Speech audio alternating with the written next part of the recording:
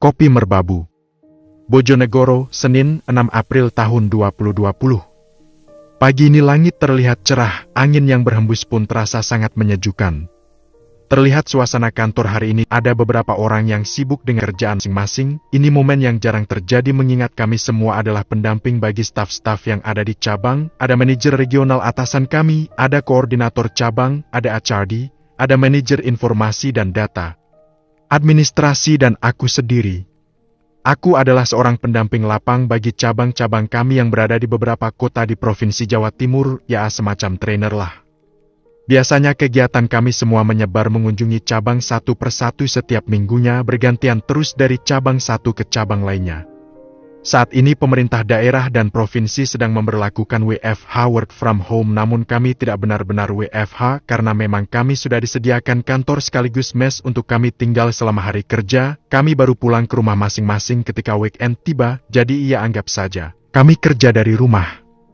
Jam telah menunjukkan jam 9:37 dan aku masih duduk termenung memandangi sekelilingku. Terasa sangat menjenuhkan bagiku karena biasanya di jam segini aku sudah terjun ke masyarakat untuk bertemu dengan ibu-ibu rumah tangga yang berpendapatan rendah, menghiburnya, saling berbagi canda tawa, membagikan ilmu yang tak seberapa ini kepada masyarakat. Mengadakan training kecil-kecilan untuk ibu-ibu TSB. Seru mengamati kehidupan mereka, ada yang tinggal di pesisir pantai, ada yang di atas bukit yang mana di wilayah NTT kami harus menyeberangi sungai untuk bisa sampai ke sana. Itu merupakan momen yang sangat menyenangkan bagiku, memberi cark semangat ketika melihat keramahan mereka, senyum dan tawa mereka, seolah menjadi candu. Yang sedih ketika harus WFH seperti ini. Aku kembali melihat layar laptopku memandangi materi kewirausahaan yang baru saja aku selesaikan. Aku berniat membaca ulang namun rasa bosan sudah mulai melanda. Aku melangkahkan kakiku ke halaman kantor, entah ini sudah yang keberapa, sebagai seorang ekstrovert duduk di belakang meja seperti sebuah siksaan. Beberapa menit berlalu, aku kembali berjalan melangkahkan kakiku ke arah dapur kantor, mengambil panci berukuran kecil yang aku isi dengan air lalu aku gunakan untuk menyeduh kopi. Kopi yang ada di hadapanku ini adalah kopi asli dari kaki Gunung Merbabu, Jawa Tengah. Kopi ini aku beli di toko peralatan gunung di sekitar kantor tempat kerjaku. Toko itu memiliki beberapa jenis kopi dari berbagai daerah di Nusantara ini. Aku adalah salah satu langganan di toko tersebut. Ya, aku memang salah seorang penggemar kopi. Aku senang menikmati sensasi setelah meminum kopi, aromanya, rasanya, dan efek semangatnya yang menggugah otak untuk mudah mendapat inspirasi seolah-olah. Bahkan saking senangnya aku dengan kopi, sampai-sampai setiap aku datang ke kota atau daerah yang baru pertama aku datangi, hampir pasti kopi lokal dari daerah tersebut yang aku cari. Ya inilah aku, manusia dengan hobi yang sedikit nyeleneh, suka mengkonsumsi kopi mirip hewan. Apa itu ya? Hehehehehe.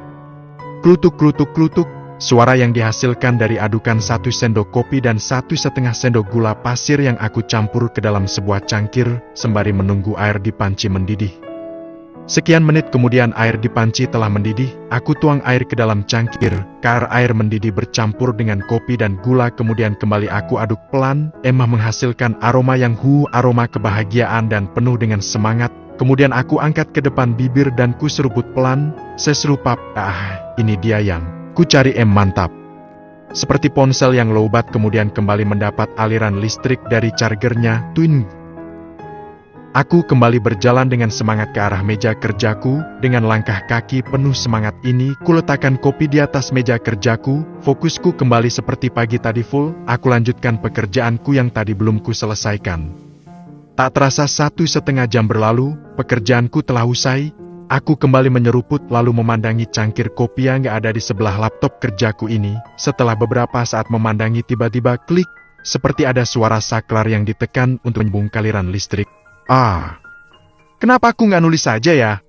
Mumpung waktu juga senggang, dan pekerjaan juga telah selesai baru juga jam 11 siang, dengan sigap mengarahkan kursor mouse laptop yang ada di depanku untuk membuka aplikasi Meet Word lagi.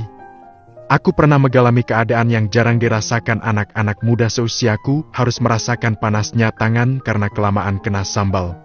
Kulit gosong karena hidup di pinggir jalan, mata kena percikan minyak panas, tidak bisa mengikuti kegiatan-kegiatan pada umumnya anak-anak sekolah, harus terdidik tidur larut malam yang salah. Satu efeknya harus dihukum guru BK setiap pagi.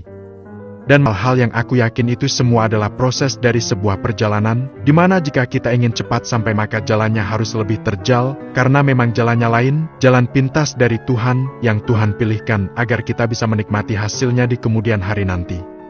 Aku teringat seorang motivator muda yang terkenal gila, memang benar-benar gila, banyak orang mengatakan seperti itu. Ih gila anak itu, bisa gitu ya? Gila itu bukannya yang dulu jualan susu sari kedelai itu? Itu bukannya tukang pijat itu? Maaf terlihat nyinyir ya.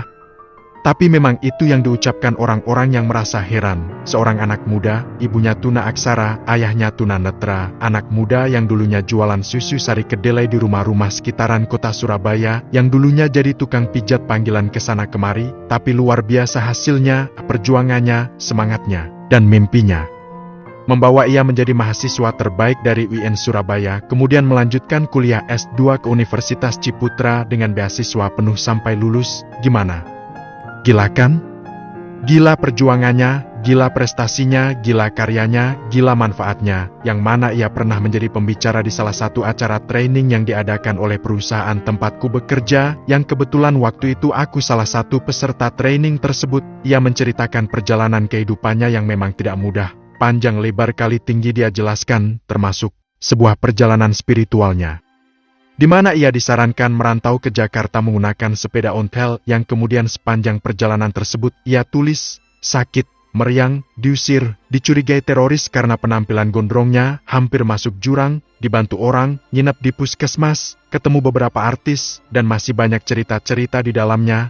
Jujur aku baru sekali membaca bukunya tapi tergambar jelas seolah aku masuk ke dalam ceritanya. Dia tuliskan kisahnya menjadi sebuah karya buku dengan judul Rantai 800 km dan ia kini adalah guru sekaligus sahabatku Ilham Sang Juara.